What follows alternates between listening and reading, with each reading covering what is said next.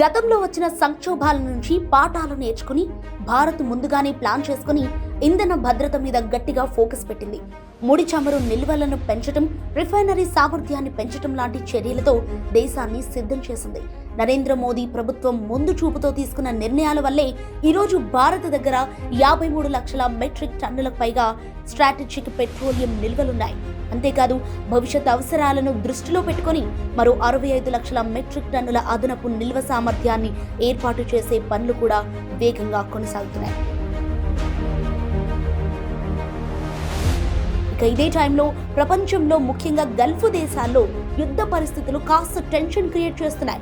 మన దేశానికి ఎక్కువగా ముడి చమురు, గ్యాస్ అక్కడి నుంచే వస్తాయి కాబట్టి ఈ పరిస్థితుల ప్రభావం ఉండే ఛాన్స్ ఉంది. సో సముద్ర మార్గాల మీద కూడా ప్రభావం పడొచ్చు. కానీ ఇవన్నీ ముందే అంచనా వేసి దేశ ప్రజలపై భారం పడకుండా కేంద్ర ప్రభుత్వం చర్యలు తీసుకుంటోంది. बीते दशक में भारत ने संकट के ऐसे ही समय के लिए कच्चे तेल के भंडारण को भी प्राथमिकता दी है।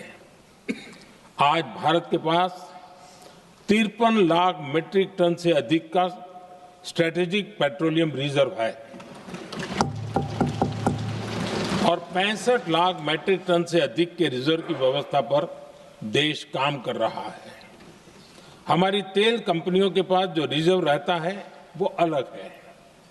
बीते 11 वर्षों में हमारी रिफाइनिंग कैपेसिटी में भी उल्लेखनीय वृद्धि हुई है। ప్రధానమంత్రి నరేంద్ర మోదీ గారి నాయకత్వంలో భారత్ ముడి చమురు దిగుమతులను 27 దేశాల నుంచి 41 దేశాలకు పెంచింది. అంటే ఒకే చోట ఆధారపడకుండా రిస్క్ తగ్గించేలా ప్లాన్ చేసింది.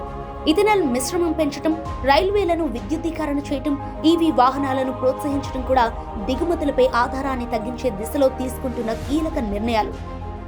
హార్ముజ్ జలసంధి లాంటి కీలక మార్గాల్లో కూడా పరిస్థితులను నిశితంగా గమనిస్తూ మన నౌకలు సేఫ్గా రావడానికి చర్యలు తీసుకుంటున్నారు. గల్ఫ్ ప్రాంతాల్లో ఉన్న భారతీయుల భద్రతకు ప్రాధాన్యతిస్తున్నారు.